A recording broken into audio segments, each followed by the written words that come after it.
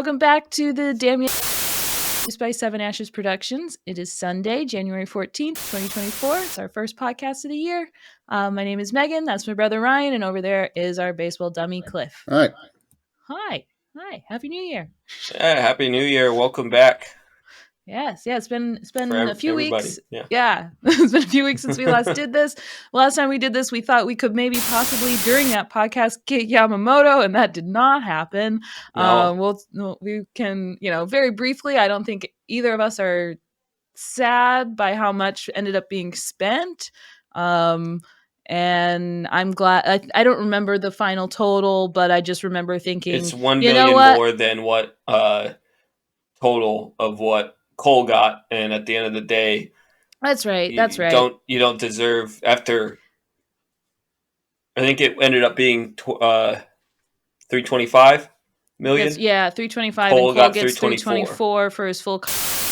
Didn't feel right giving somebody who has never pitched a major league pitch in his life more money than their ace who just won the Cy Young Award. So, and I'm in agreement with that. That's okay. If we had gotten Yamamoto, I would have been all in, and he's going to be a great pitcher, and wow, this is amazing. But since we didn't get him, I'm also okay with not having spent that much money for a pitcher that we're not exactly sure how it can go. It's probably going to be very good compared to many other Japanese pitchers. He has a lot better numbers, but you still don't know. So I'm okay with it. As long as while we all were hoping that if he did sign with the Yankees, that it wouldn't be the case, and of course there were certain games that proved that it may not have been the case. But we also know that there were some times in Japan where his numbers in the postseason weren't as good as what he would show in the regular season. Yeah, that was something we talked about. That like at least his first. This past postseason in Japan was really rocky, and then like you said, he kind of under control. So we'll see what happens. I do agree though that if he had signed with the Yankees, I would have loved it.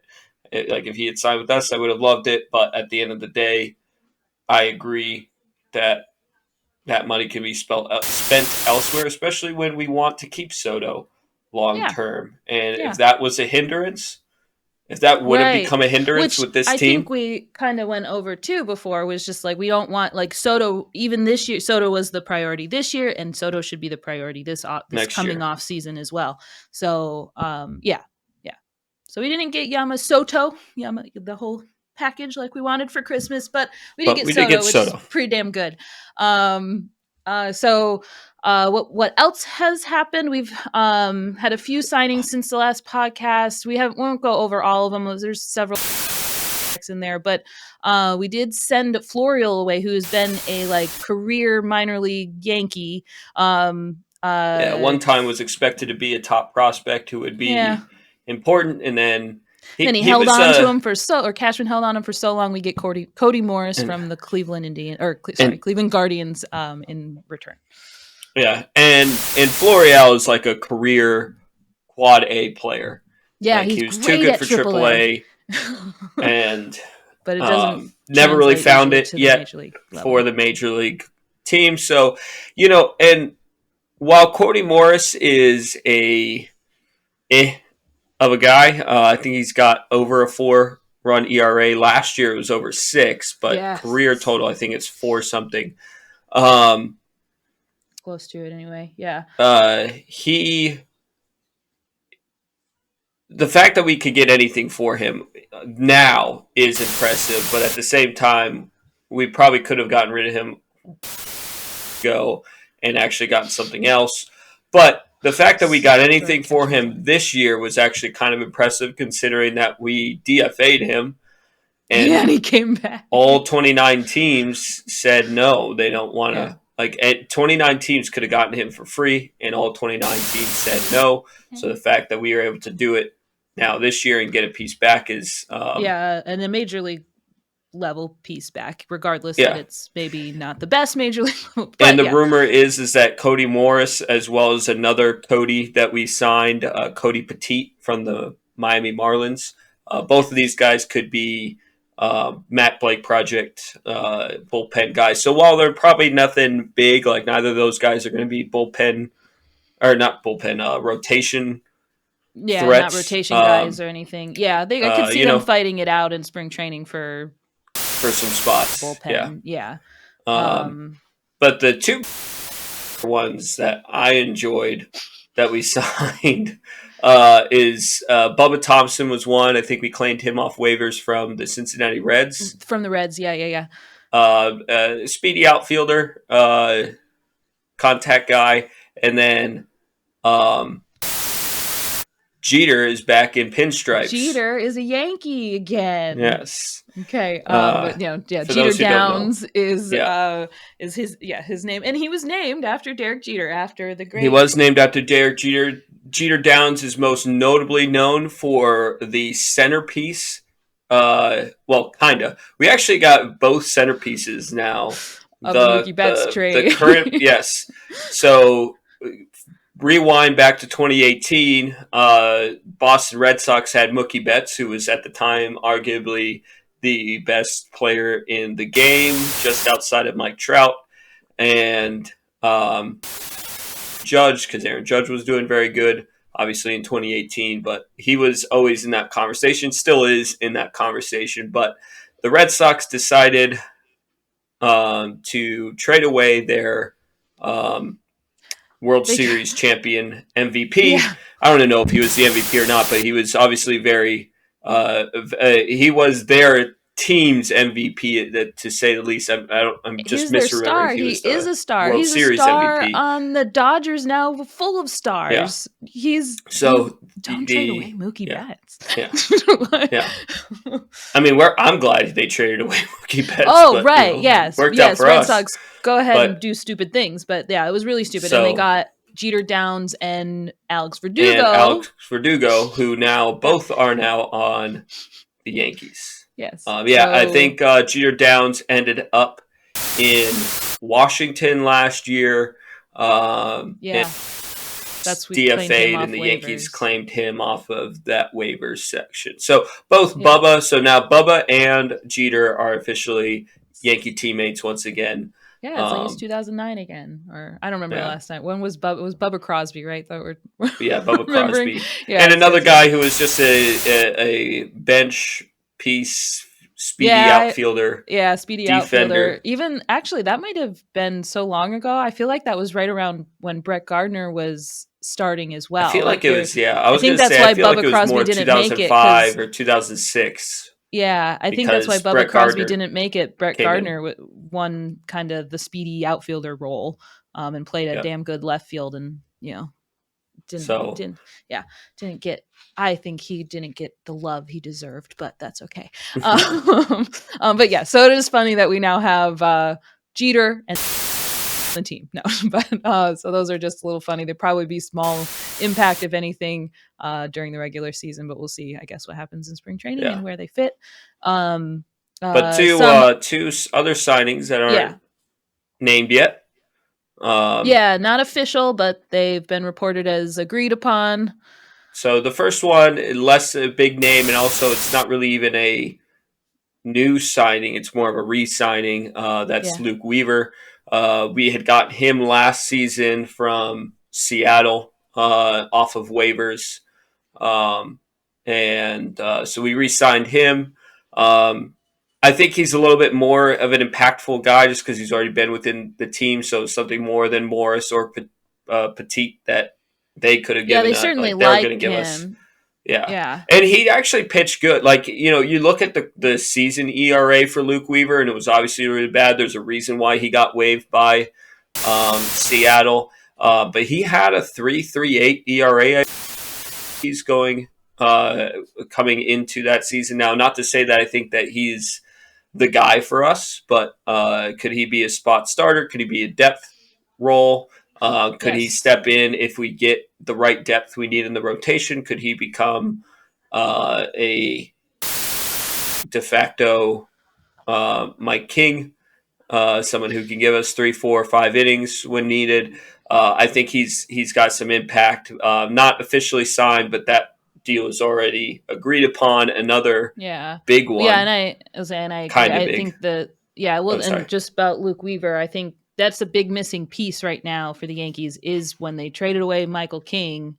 We have this, you need an innings eater. You need the bullpen person that can, make up for a really start by a starter. That inevitably happens, whether it's Rodon or Nestor or whoever, has that bad start. You need somebody to come in the third inning and eat some innings and, or the fourth inning, whatever it is. You need somebody who comes in and eats some innings and not waste our bullpen. So I think that Luke Weaver, I think we were talking before this and I was like, who's going to be our innings eater? And as we talk about this, it's like, at least at the start of the season until and then he's a plug-in if somebody gets injured or right.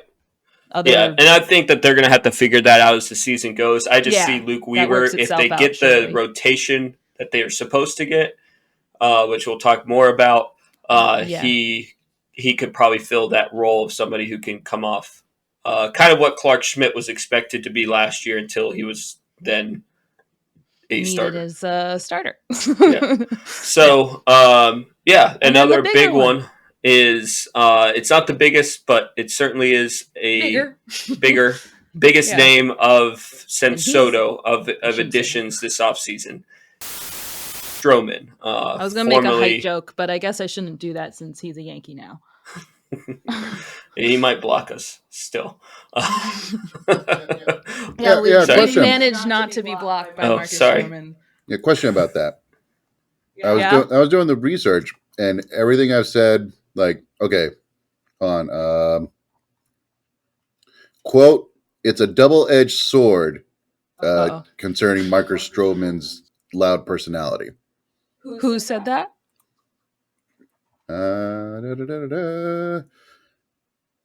MLB analyst Keith Rad. Oh, okay. Another like a teammate or something. Yeah, I mean that's Marcus Stroman, a double-edged sword. He is fiery. He is a deep defender of his team. I think the current team he is on. He's a little spicy on the mound. He mocked Juan Soto last year. He struck out Juan Soto, and Soto likes to do his little shuffle when he gets it's like the Soto shuffle. He gets a ball. When a ball is thrown to him, he kind of does his shuffle. Like shuffles in the box. And he's like stares straight at the pitcher, and he does like this 1-2 step like forward while staring right at you, being like, I knew that was going to be a ball kind of thing. That was a ball, haha. So Stroman struck him out and did his little shuffle on the mound. So it's funny. That's okay if pitchers or if Soto said that we're going to be shuffling in the clubhouse together. So I think I saw that comment on Twitter. Yeah, so I mean that's good news on that side. Yeah. Stroman and Soto, no beef there. That was all in good play. So I think, and then but the other side of that sword comes from his comments towards fans. He's hated by Yankees fans. I mean, let's get that out of the way right first of all, because as you're saying, he's not always been a Yankees. First time he's been a Yankees player. Before he was with the Cubs, he was with both the Mets and then before that the Blue Jays, both rivals of the Yankees. And so, of course, because he's with those teams, and I actually think that leaving the Blue Jays, he wanted to be a Yankee, and that did not end up happening. There were all the rumors Cashman, about how he had surprised. Sorry, I was there are just a bunch of rumors about like his desire, like his person. Why am I blanking on the lawyer manager person that's in charge of getting your money for you? He's front office and wanted to be a Yankee, and then Cashman opens his big arrogant mouth and said, "Well, shocker, and we kind of did need pitching last year. I don't remember the quote exactly, but I don't remember it either. But it was something. He didn't even take the call. Like he wasn't worth our time. Exactly. It was something along that line. I think you're right. Yeah. So that pissed Stroman off because Stroman has a huge ego and does think very highly of himself, which is probably warranted in most cases. He is a very good pitcher. But he then went on the defensive and was like, I never wanted to be a Yankee. I don't know what the hell you're talking about. So, and then he's gone on to say that Cole is a diva. I think while he was with the Mets, Alek Manoah had that infamous interview now where he said that Garrett Cole is the biggest cheater in the entire game. And of course, this is even after the Spider Tack stuff had come to an end where everybody was doing it. And of course, Manoah that season gets sent down to single A. Not even. Was it below single A? He got sent down to. It's like where most people go to rehab, like if they have a really bad injury. That was so, stuff comes back to bite you. Karma justice there, but Stroman had made some comment. I think at the time he was still with the Mets, but since he's been with the Cubs for the last 2 seasons, like you didn't really see as much of. Yeah, he wasn't Stroman's comments, and I think that's just because it's not his rival, and it's not somebody that he feels that. This is maybe just my opinion, and I could be wrong. He might have said something that I don't remember, but I just feel like you were saying he says things to rile up his clubhouse to get his guys behind him and all that, which isn't the worst thing in the world. And the Yankees can use Cubs, a little spice in their clubhouse, probably. And when you're with the Cubs, you're not going to be talking about the Yankees as much. I think it would have been weird to see him continue to do with the Cubs while he was with the then Cubs, it would be like, didn't see. Okay, little brother, shush. I guess. Well, not you. And actually, I think he actually came to Volpe's defense last year. He did. When some dumb Yankee fan was on there complaining that you would never see Derek Jeter smiling for hitting a home run when the Yankees lose. And meanwhile, it was his first career home run. And he's like, this is how far the Yankees have fallen. Yeah, and he smiled, and this is how far we've fallen. And so and what was crazy about the clip, too, I was going to say real quick, the crazy part of that clip, too, is that if you watch right after that, he's like, I just want to do more, like something along the lines, I want to do more of that to actually help us win. Like he says very quickly. Can you hear Ryan, because he's gone for me. We got to win. Did I lose you? Ryan. I had an internet glitch.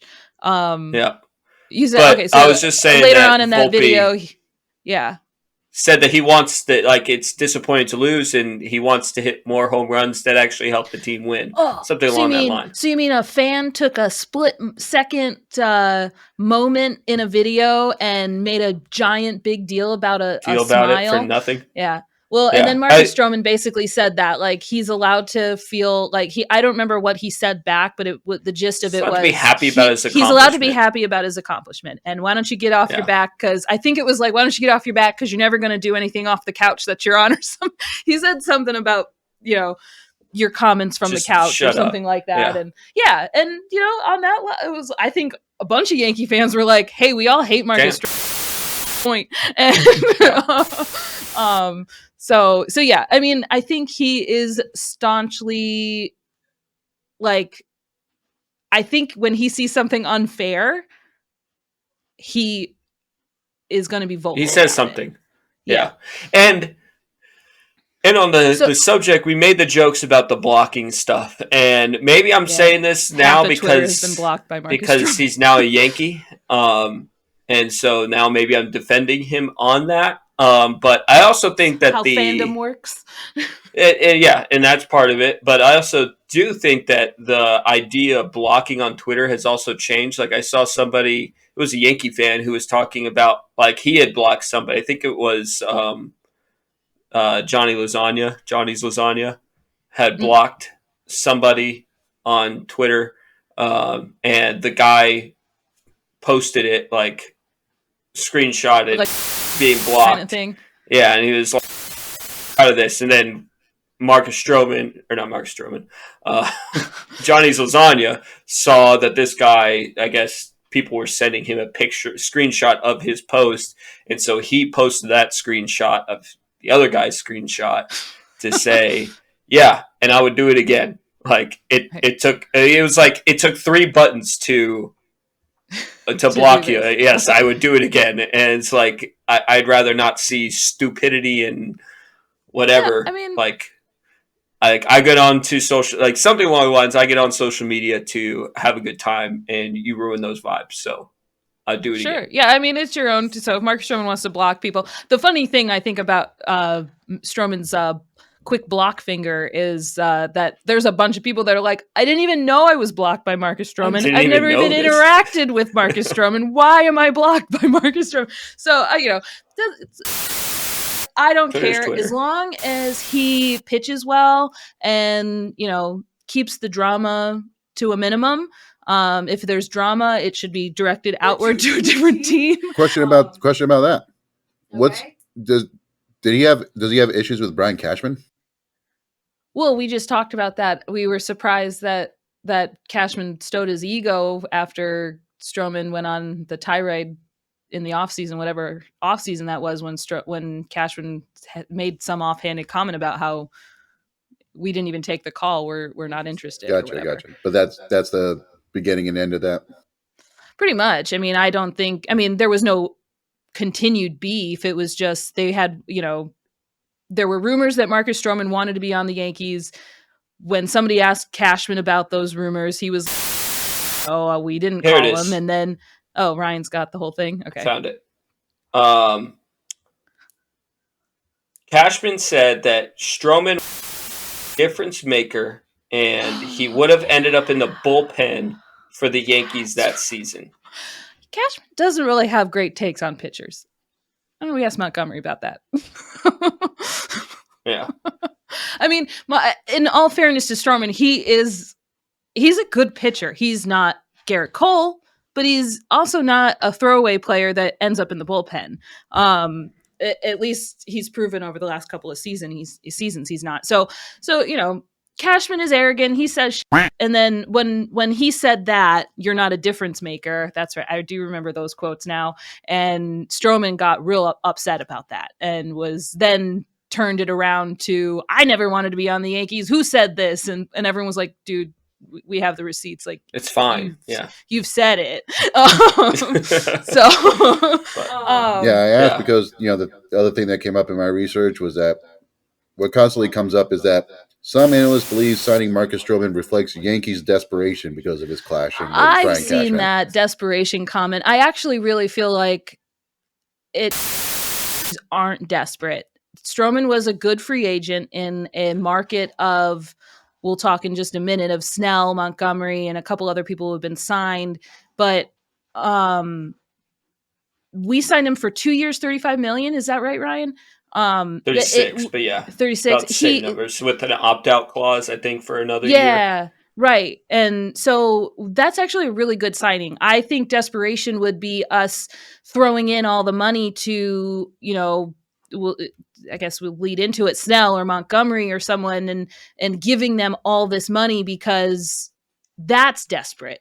We don't need right now to sign another Rodon deal that might not. We'll get, again, as you're saying, we're going to get into it with Montgomery here in a minute, but that deal to me also allows the Yankees to have that leverage back into their corner. It's like, look, and I think we're going to get into it, but yes, we could use you. Yes, adding Snell or adding Montgomery is going to be a big bolster to the rotation. But now I don't think anybody would tell you that Stroman's we already got our number 2 guy in Rodon, so obviously he didn't do good last year, but I do think there's an argument that he could bounce back, and so I like Ryan said, I think it's a leverage move. It's a deal that allows you more wiggle room. He's a good pitcher. He's an all-star pitcher. And he's a healthy pitcher. Yes, that's true. That's something that doesn't get talked about enough. He's pitched over 153 seasons, and super important. The Yankees rotation haven't had that. Riddled with injuries last year. Cole is the only one that stayed healthy. Only one. The only one. Well, Schmidt, you could argue, but he wasn't. He was like a spot starter. Yeah. He wasn't supposed to be the number 5 starter. So yeah, I mean, that's super important going into this season. And, last season we thought we were going into with a rotation, like a juggernaut rotation, and no one could stop us. And Cole ended up being the only one that any good. So yeah, I mean, so we are depending a little bit on Rodon bouncing back for Stroman to work. Yes, thank you. Yeah. So yeah, I think I think Stroman was a good signing overall. Like his only negatives come off the field, in certain comments that he might make. Yeah, and hopefully he's a net positive in the clubhouse and not a distraction. Yeah, my only concern would be when it comes to Marcus Stroman is him becoming a Josh Donaldson. Sure, he's another guy that all the Yankee fans hate. He's made comments about players. Cole, both have made comments about Cole specifically. Both are a little bit hot-headed when it comes to media or social media. And as soon as the fans started turning, it didn't work out. So hopefully that's not the case. That Stroman has that JD didn't have, that Josh Donaldson didn't have, or I'm trying to say, Gio was sent away. Like someone who was beloved on the Yankees was sent away for somebody who we did not like. And at least Stroman is a free agent signing. We didn't have to get rid of anybody to make room for him. And he does have that $28 million a year. And he doesn't take up that much, $50 million in total of roster money over 2 years. A pig-headed freaking front office that doesn't want to get rid of him. So yeah, I think there's the potential that there could be some rocky roads ahead of us, but I also think that overall Marcus Stroman was a good signing. I do think the most likely rockiness that we're going to experience with Marcus Stroman is he inevitably, everybody has a bad start. Cole has had bad starts. Inevitably he will have a bad start. The Yankee fans may boo him, and how does he bounce back from that? Yeah, Rodon got booed, and then he comes off the field and he starts kissing, which honestly, I mean, if that was on the other team, I'd be like, what an asshole. But he was on the Yankees and I was like, get over it. Like he could have done so much worse. He didn't flip anybody to the bird, but he could have done so much worse coming off the field. And the Yankees are going to get mad about it. Yankee fans are going to get mad about it. You say worse. He's just giving you back. To me, it was good. Yeah. In my opinion, too, one, Yankee fans get mad when players respond in general, which is kind of annoying. It's like you can't have it both ways. You're gonna treat these guys like shit for having bad starts. And hey, this is New York, so it's expected. You better know it's coming. To me, as long as they're not a whiny about it to the media, like a Jackson Frazier. As long as you're not like that, or you mope around, you miss a ball, and you're and you mope on the field. I think that's what people see. Who does that? That's that is to me a bigger issue than blowing kisses and giving it back a little bit. Let the players give it back a little bit. Yeah, I think that is ultimately what Yankee fans want to see too. You get booed, you might have give it back to them, but when you go out the next time, you don't bring that onto the field and you bounce. You don't want to be Hicks on the field and moping around because people are booing at you. I mean, I get it.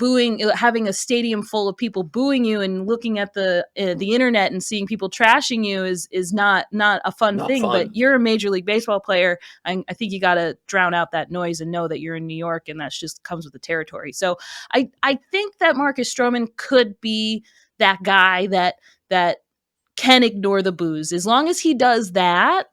And I do hope that Yankees fans don't, out the gate start booing him, but you never know. They, we've talked about before. They've booed Stanton his first home game of his career. So after hitting a home run on the road. Yankee fans are Yankee fans. So I just how he bounces back from something like that is going to determine how his career is, whether it's short or long or whatever with the Yankees. That's what's going to kind of make or break him, I think. Too, that there's a lot of Yankee haters in the world. Almost every team hates the Yankees, but there is no bigger Yankee hater than a Yankee fan. Fans, yeah. There is no bigger Yankee hater than a Yankee fan. I did see the truth of it all. I did see some funnier comments online from Yankee fans of like, who cares if, Marcus Stroman is the way he is? We're all that way. So why are we, we talk shit online. Why can't he talk shit online? So there is a sect of Yankee fans that get it and they're cool with it, and clean slate. You're on the Yankees. Let's go. Let's win 28 and move on. Yeah, and I've seen a lot of that comment too. They're like, I don't really care about any of this stuff online. I want number 28. So if he helps us get number 28, I'm good with it. And I think someone like him, his attitude is something that the Yankees need. Like we had said, the Yankees kind of gotten bland over the last couple of years. Yeah, they're often criticized for being very vanilla and And so, I don't know if we were saying it during the podcast or our pre-podcast that the Yankees have made a lot of signings this year that are of that kind of spicy. Yeah, you got Verdugo, you've got Stroman. There's other names floated out there that we're about to get to that you'd be surprised. Like sometimes you'd go, I didn't think they would get him. Stroman, honestly, if you would have told me 2 years ago that Marcus Stroman was going to be a Yankee, I was like, really? Because he doesn't really fit their mold, No. I mean, hell, there's conversations how many times online. We talk about it? Sorry. So there's conversations online asking if the Yankees are going to allow Marcus Stroman to wear his do-rag. And I really hope that they beat that conversation to death when he was with the Mets, when somebody opened their mouth in a stupid way. Like, I really hope that's not a conversation, but that's kind of where the persona that the Yankees have, that they're going to even question that. Are they going to allow this? I would hope, I hope that doesn't become an issue, but, so I think Marcus Stroman does give the Yankees the, a little something in the clubhouse that you need. Somebody that fire the crowd up. Because how many times have we seen the Yankees going on a losing streak and it pans to DJ LeMahieu? Sad. Yeah, you don't need everybody acting like an uber professional like Judge or an uber professional like Jeter, or you need those people in the clubhouse, but you do not need every single one of those people acting like that. Jeter had Nick Swisher, Yeah. You need a Gardy, fixing the dents in the dugout. Yeah. You need the fire. You need somebody who's going to get people to, jump over the fence because you started a fight. I mean, you need those guys, and I think he can add that. And again, as other people have mentioned, if it gets us 28, I'm all for Stroman being in pinstripes. But we've kind of danced around the topic. I don't know if we want to move on to the rest of the pitching. Yeah. So our concern is hopefully Stroman is not it. Yeah. And our pitching still Luke needs some Weaver help. and Stroman are the only two pitching signings we have the rest of this offseason, that becomes a failure. So this conversation changes if the next part of this doesn't happen. Yeah. So there's lots of rumors flying around, and we're not sure if any of them are, going to land or anything. So, but there are a couple of market that the Yankees have been connected to, including Blake Snell, the reigning Cy Young winner in the NL, and Jordan Montgomery, who the Yankees infamously got rid of and said he would not be a playoff pitcher. And then last year he just won a World Series. So the issues with both of them is they both want lots of money and long contracts. Correct. And then on the other hand, there's also options for trade of Cease. Dylan Cease with the White Sox, Jesus Luzardo of the Miami Marlins, and Shane Bieber. I've also, with the Miami Marlins, I've heard Edward Cabrera, but Luzardo is the name that the Yankees seem most interested in. Yeah. I know that I know all three teams would be interested in Peraza, so it seems like he would probably be that name in there. The one name that I like between the trades that I like the most, but I've also heard rumors in the last couple of days that the Guardians aren't too interested anymore, is that, but I liked it because Bieber did not include Spencer Jones, while it seems like Cease and Luzardo. Even Luzardo will include Spencer Jones, huh? I believe so. I do think that is what, these trade names, the people were looking at for possible trades or like getting, having trouble with words. I think those are more realistic and those fit better in the current Yankee rotation. Yeah. The problem is that they already gave up a bunch of pitching prospects and Michael King, who they wanted to be part of their rotation this year, for Soto, which I have no problem them giving them up for Soto, but I do understand them being hesitant of giving up more prospects and other more of their pitching or more of their. And Spencer Jones is an outfield prospect. They liken him to a lefty Judge, right? I'm thinking the right person, right? Okay. Yeah, Spencer Jones is lefty Judge. He's a 6'7", he's huge. Home run hitter. So they don't want to get rid of him. He actually adds more. He doesn't have as much power. Obviously, no one has as much power as Aaron Judge, but he adds more speed than Aaron Judge has ever had. But basically, his swing, they've remarked how it looks like a lefty version of Aaron Judge. So understandably, they don't want to get rid of him. He made it to Double-A last year, I think. Yeah. So that's the issues with the trades, but Peraza should be a good centerpiece in these trades. And we've talked before that Peraza does need to get traded. They either have to trade Gleyber or Peraza.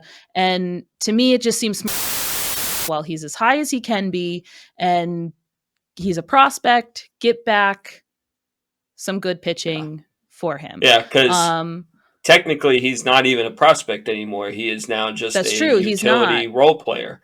And he has no options, so we can't bring him back down. He's got it. They've got to do something with him. Mm-hmm. And Pereira is kind of in that same boat. Pereira's in the same boat. He has options in the sense of has options. However, he's got nowhere to go. There's too many people in the positions where they are. He's not going to start. Peraza is the only one that has that opportunity. If maybe they're trying to hold on to him if they decide to trade Torres before the end of the year because they don't think they're going to re-sign him. Maybe that's the only reason they're holding on with Peraza, but something's got to move in that direction. Yeah. But we've been saying that for so long, so Yeah, we really who knows, but I think if I was going to pick of the three, Cease, Luzardo, or Bieber, I'd probably think Luzardo would be the one. The Yankees have a history of trading with the Marlins. The Marlins, I feel like, have wanted an infielder for a season and a half here. To me, I don't know, just have.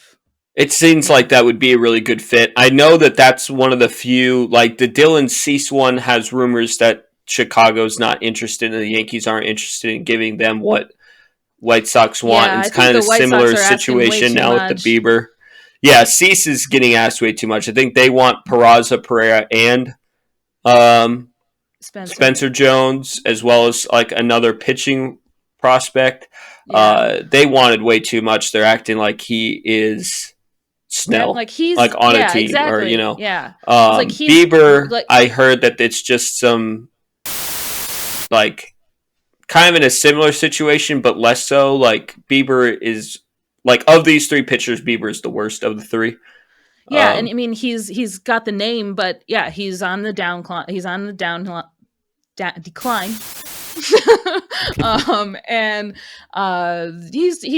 got a good upside.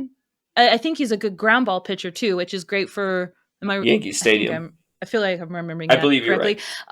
So that's great. When he was at his best, I am remembering that. He was doing that very well, but in the last couple of years, those ground balls have turned into line drives. And so we don't need those to turn into fly short porch home runs.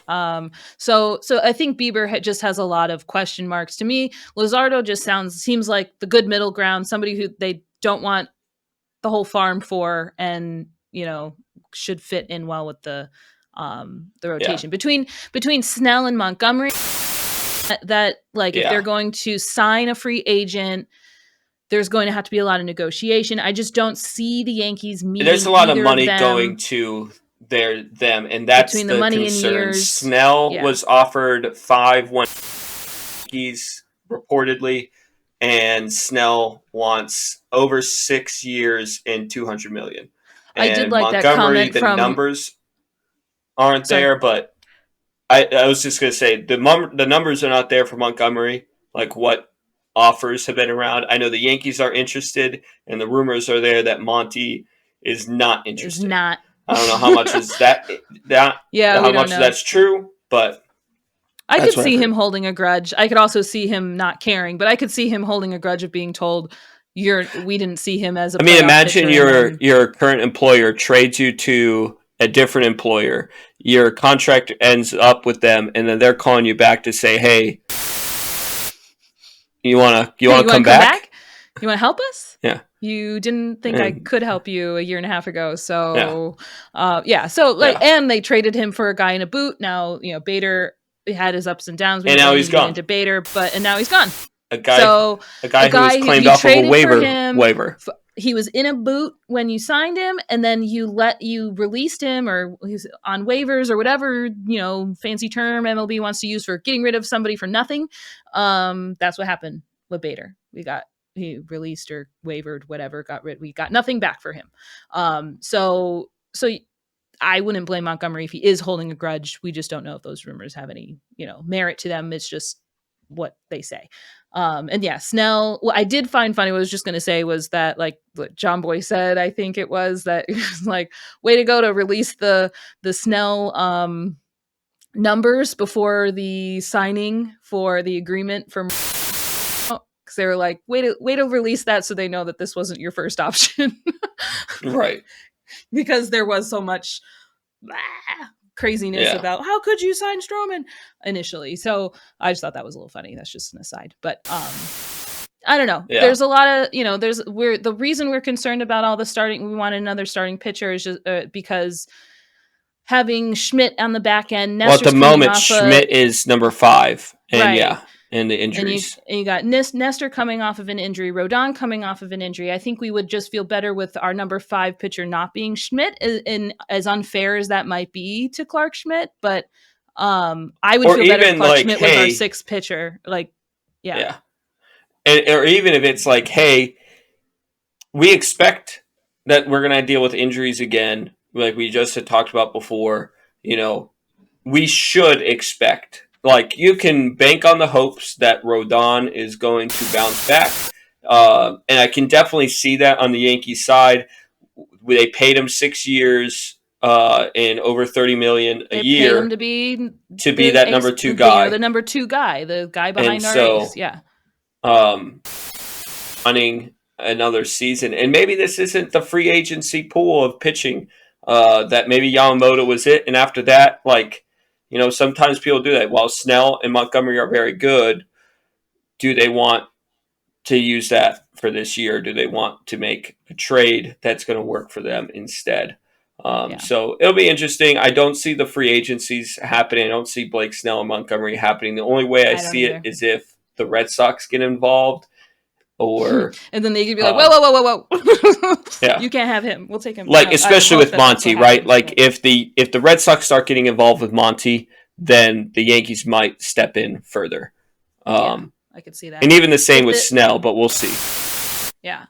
Well, if they are done with their rotation, which I feel like I'm 51% leaning toward the front office being done. Probably if I were to guess what the front office is thinking, is that they're going to bank on Rodon being their number 2 and bouncing back, and that they can deal with their rotation as it is. Yeah, Nestor will come back and be better and be more like his 22 self. And so that then means, what are we doing in the bullpen then? I know we mentioned Luke Weaver's kind of long relief, but we still need to. You still need a Wandy replacement if they're not going to sign him. You need a lefty. We did get Victor Gonzalez, and after that, I think it's only Matt Crook.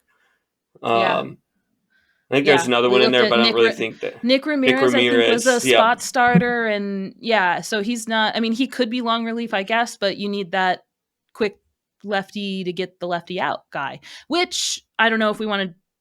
I just didn't plan on talking about this, but they changed some rules slightly again in for next season or this coming season, and one of those is the pitch clock has been reduced by 2 seconds. So instead of 20 seconds, it's 18 seconds. With a runner on base, right? With a runner on base, yes, I think so. And then the number of hitters a relief pitcher must face before being pulled has now just been reduced to 1. So, meaning they can come in for your lefty specialists are back. If I'm understanding the rule change properly, your lefty specialist who comes in for that one batter and is done is back, because the way the rule was before was the relief pitcher came in, he had to place 3 hitters. And you, no matter what, if you home run, you still had to face that third bat. So from what I understood, they changed it to you only have to face 1 batter when you come in, which means that they can do more, specialist things, which explains why they dropped the seconds, because if you have more potential for pitching changes during the game, that's going to lengthen the time of the game. And so they reduced the pitch clock time. I think there might be a misunderstanding. Okay. Let me read this and then maybe we can try to figure it out. So it says a pitcher who is sent to warm up for an inning must face at least 1 batter in addition to any of the requirements under the 3 batter minimum rule. So I think what it is. Oh, okay. So I think what it is if they are sent out. So let's say that I bring in Victor Gonzalez out of the bullpen during the 7th inning. In the middle of the 7th inning, he pitches through 2 guys and then gets out of the inning. Technically, you don't have to go back out there for a third guy. You just have to get through it's either 3 batters or the end of the inning. Or the end of the inning. You're right. Yeah. But I decide as the manager, I'm Gonzalez back out at the beginning of the 8th inning. I see. I cannot watch him do his warm-ups and say, and then go, nope, I don't like it. If you're sending him out there, he's got to pitch one. He's got to pitch, and that's to take away some deception, because managers will do that, and they'll send out the pitcher before because he's a lefty, and we're going to send him out there so that you bring up this batter, and then you're like, oh, just kidding. We're going to send this guy. Yeah. Okay. So I did misunderstand that. So never mind. So lefty specialists are not. They are not back. They're not back.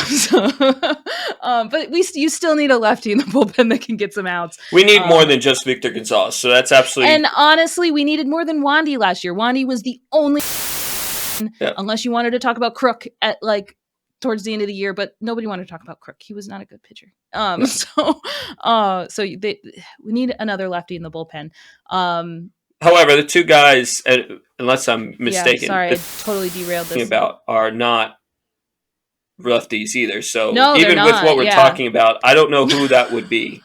Josh Hader is a lefty. Sorry. Oh, okay. Well, and Josh Hader, we talked about before. I'd love to get Josh Hader. I think the Yankees are. He's a closer. I don't think closer role. Yeah, I know that. I don't think that believe in Clay Yankees Holmes organization thinks that they're missing a closer. Right.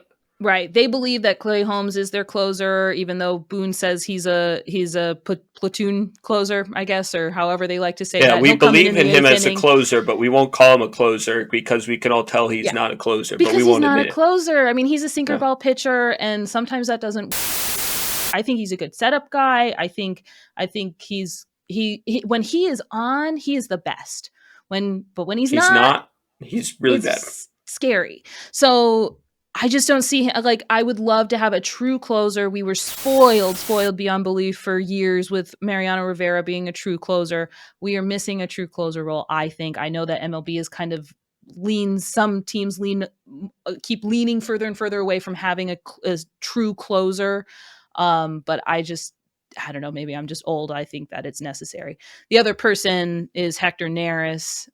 Pitched with I think a little bit more Astros about him than I do. Yeah. Yeah, he's pitched with the Astros. He's been one of those guys who can get you throughout the season as a relief guy, 70 plus innings of work throughout a season. He's 70 plus games in around the same inning. So he's a 1 inning pitcher, really pitcher kind of guy. But 1.77 ERA. I think him and the Rangers are the Yankees and the Rangers are the most in on Hector Neris. Both teams have been in heavy discussions with his agent, so that's possibility for the Yankees to add in something. Again, he's not a lefty; he is a righty, but it does add a much needed relief pitcher to that situation. So we'll see more. I mean, I don't really know if there's anything really to discuss on Hector Neris' side other than he'd be really good for us to bring in. As far as I would also still he also has personality too, from what I understand. Yes. So that could be a good thing. And he's won World Series recently. Like, he'll be another guy added into the team who's got that under his belt. I do like Josh Nader for all the reasons that you were saying. But there's also concern that he struggles. He struggled with the Padres when he first went there. He's not consistent year to year as far as being an elite closer. Hair, they're going to have to make him cut it. It's going to be a story. So, and he wants a lot of money. I think. That's true. Hector Neris is not projected to be as big of a signing. He's older. Not old, but like he's older than Hader. And he doesn't have that elite closer persona or that or whatever. Yeah. So that'll be. I think Hector Neris is more likely. Yeah, I agree. I think if we're talking relief pitchers that we're signing, I do. I think, and the rumors have certainly heated up or sped up. There've been a lot of them lately. Yes. Hopefully by next podcast we'll have more to talk about than just potentials, because I feel like that's all it's been so far. What are we going to do? So hopefully we're going to have some answers soon on what we are doing. I don't know if we want to go through. There's one other question mark. There's one other pitcher that is looming out there that people love to talk about, which is like Trevor Bauer. He's got a lot of controversy surrounding him. We've talked about him a little bit. He's had controversy even just before the most recent thing. He's had controversy before that. Yeah, since he's been in college, he's had controversy. He's had beefs with Cole. We hear from Trevor Bauer that those are not beefs anymore. But Cole, haven't heard. Cole's never said anything. He probably wouldn't say anything. But Trevor Bauer has had some legal troubles. Yes, I was just going to say that Trevor Bauer and Cole are very different people. They go about pitching very differently, and so that always rubbed Cole the wrong way. Talking to the media differently. Yes. Cole is the ultimate Yankee, and Trevor Bauer is basically not. It's just not. And regardless of Trevor Bauer's legal stuff that, their charges were dropped. I'm not saying whatever about it. But even if this man is squeaky clean, he has a lot of PR issues around him. And I think sending him into the lion's den of the media in New York is just a distraction at best. If our goal is to win a World Series, I do not want to spend half the season defending, why he's on our team. And I think that we had to do that all last year with Domingo Germán, don't need to be doing it again. And I think on top of that too, could in my personal opinion, I might have been willing to have the conversation about adding Bauer had we not just signed Stroman. We just talked about it, that Stroman adds in, and he's that kind of guy who's had beef with Cole, who talks a lot in the media. I don't think we need great to have that on our team, but we don't need both of them, and I'd rather have the guy who has not had any allegations, whether they're allegations or truth. Legal, whether it's true or not, I'd rather have the guy who doesn't have any of it. As far as the rest of the MLB is concerned, I would not be surprised if he ends up on a team. I just think he needs to help himself out there and, it would be interesting do a little to see PR and apologize for. Yeah, I think he did say that he tried to. He did like a half apology. He did a half a thing. Yeah. I think it'd be wise for him to say, I messed up in my judgment, and I hope that a team is going to give me a second chance. And I think that, I mean, if he's been not proven guilty, not that I don't think not proven not guilty, whatever the case may be. I think he would have a really short leash with whatever. Yeah. And I think he'd just have a really short leash for any team. He might even have like certain things in his contract that says like, if this and this and this happens, if this comes up, you will not get those guarantees. Yeah. So yeah, I mean, he is a good pitcher. He probably will get another chance in MLB. I don't know what team takes that chance. I just don't think it's going to be the Yankees at this point. I don't think it's going to be Yankees. I don't think it's going to be any team in a big market area where they're going to have to answer questions every day about him being on the team. Right. I could see him ending up with like, I don't know, a Chicago White Sox or a Royals. Yeah. Or a team that's just, it's not typically serious. They're not trying to win the World Series that year. He needs someplace to play. What I do think will be interesting if he does get it is how I know he didn't pitch great when he first went over to Japan, and then he did better. He started pitching. He's bounced back. But I just wonder how they are pitching with a different ball over in Japan. Like it's textured differently. It's slightly smaller.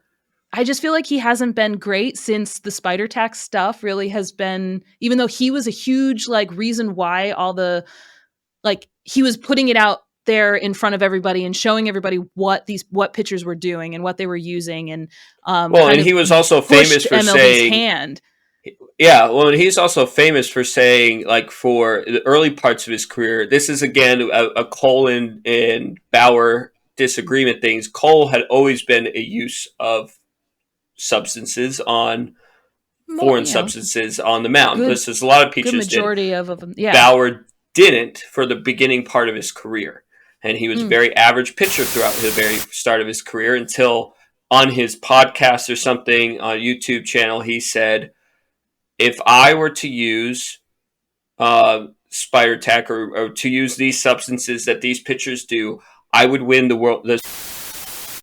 Yeah. That next season. He won the Cy Young next season. Yeah. So, I mean, I would be, like, it'd be interesting just to see, like, how just in a morbid curiosity, like, how would he pitch how would he do with the new rules? And, you know, so, and I know he did pitch with the Dodgers with these rules in place, but his season was cut short because of his the extracurricular activities. And I think one of those seasons, too, was COVID year, so it was already a short year. Right. And then the following season, he got cut short again. So we have not seen a full year of Trevor Bauer without. And I think all these questions are fair. None of them mean that, you know, you just don't want Trevor Bauer on your team because you think he's guilty. Like that plays no part really in my decision to say, I just don't think he fits on the Yankees. He'd be a distraction. And I just don't know how good he is of a pitcher. And we just don't have room. Like there's not a place for him. I think we got the loud, obnoxious bullpen guy or clubhouse guy. Yeah. In the starter role, and that was Marcus Stroman. I think once Marcus Stroman got signed, I think that the like you don't need two of them. You know, you need only one guy who's like that. Who knows how those two would even interact? You know, who knows? Those are two different egos. So I think it is a relevant topic to bring up. I just don't think that he really has a role with the Yankees. But I think that's about the biggest things. There have been minor rumors about. I mean, as far as like the rest of the. Just bouncing back to what else do the Yankees need? I mean, pitching is what the Yankees need right now. I think the rest of the field is pretty much set, but there have been, I mean, I would like a better third baseman. There have been a lot of people asking if we want Gio back. Like, do you think? Like, and there had been. I would love Gio back. Really, but you need to clear out some space. You'd have to clear out some infield space. So I just don't know how that would work. If DJ's your third baseman, and I will find it interesting to see how they handle spring training and like how they go move through how they move through it. Yeah, DJ being the third baseman all year concerns me. Like, I think DJ's best role is super utility in the infield. He gives everybody a day off. That's what he should be. The utility in the infield, exactly. He should be the rotator guy that gives everybody the day off. But right now he's our. Yeah, and that's definitely concerning, especially off of a decline year for him. He's getting older, so those opportunity of bounce back seasons. The older you get, is less and less likely bounce back or decline. Will he bounce back or will he continue to decline because he's just getting older?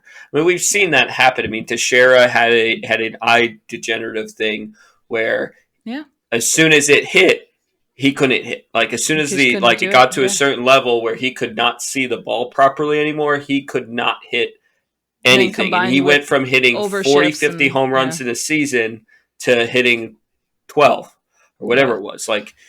So those things happen. It's certainly a concern. So we'll see if they do anything else with the infield, but I don't know. But I'd like Gio back. Another big news is all players on the Yankees got their arbitration taken care of before hearings. So we've talked about arbitration stuff before. It'll be nice to not have certain players having to go hear through about that how much the Yankees think they suck before they go into the 24 season. Especially Gleyber Torres and somebody on a different team, and I wish I remember who it was, but there was one I saw that was 35,000 difference between the two. 35K. At that point, obviously that's, what are you doing? But that's less than a typical, maybe not typical, but maybe the average salary of a fresh out of college kind of. That's that 35,000. What are we doing? I feel like the lawyer makes that much money during the arbitration hearings. What are you doing? You're gonna take the chance of going to trial. You're gonna go to these hearings and say you don't deserve 35,000 because of this, and this, and this, and this is why we think you don't deserve it. And $35,000 is a ridiculous number. Poor decision making, poor business making. And then on the flip side of it, the one that's the biggest, Aroldis Garcia, which is absolutely World nuts Series to me. Winner, Aroldis Garcia. The Rangers do not think he's worth whatever it says, whatever he's and it wasn't even that much. It was less than 10 it wasn't million. Outrageous. Yeah, it wasn't outrageous. So I was just wow. So that's crazy.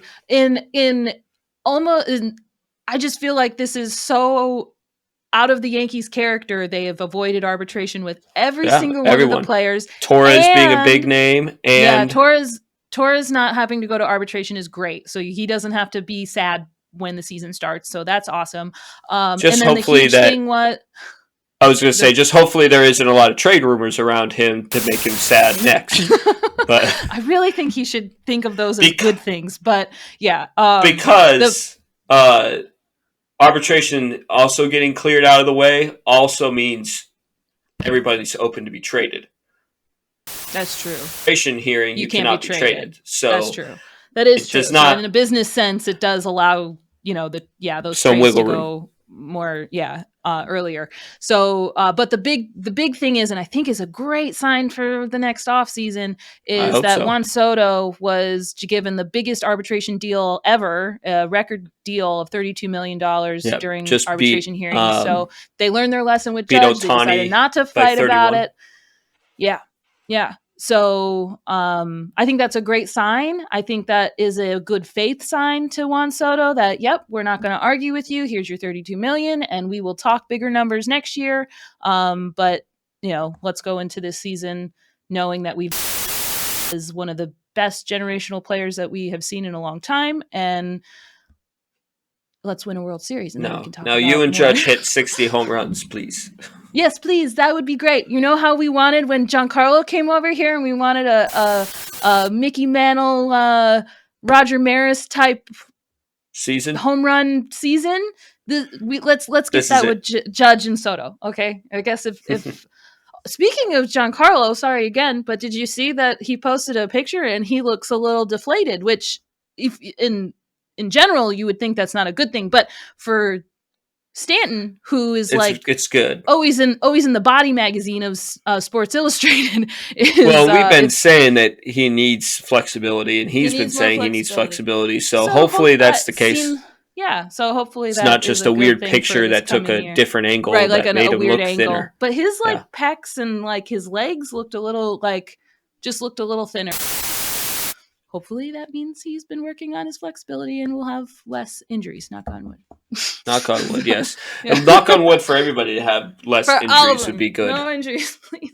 Yeah. So yeah. But I'm sure as we've got about what pitchers and catchers report on your birthday this year. They report on Valentine's Day. So we are about a month away. We're exactly a month away from pitchers and catchers reporting. So over the next few weeks, I'm sure things will be. Yeah, the next month is going to be a lot of things going around. See things shuffling around. So we'll see how it all shakes out, and we'll see what our team looks like going into the 24 season here shortly. So I don't have anything else. Do you? I don't think so. I just did a refresh to check to make sure nothing else has happened. Did anything happen while we were talking? So no, nothing really. Only thing is that the Yankees are expect to miss out on Monty. It was reported by. That just kind of seemed like that was Sports Illustrated. That it wasn't gonna work. Yeah. But he grew a beard, so he wants to keep it. That was one of the headlines Decent. I saw. Yeah.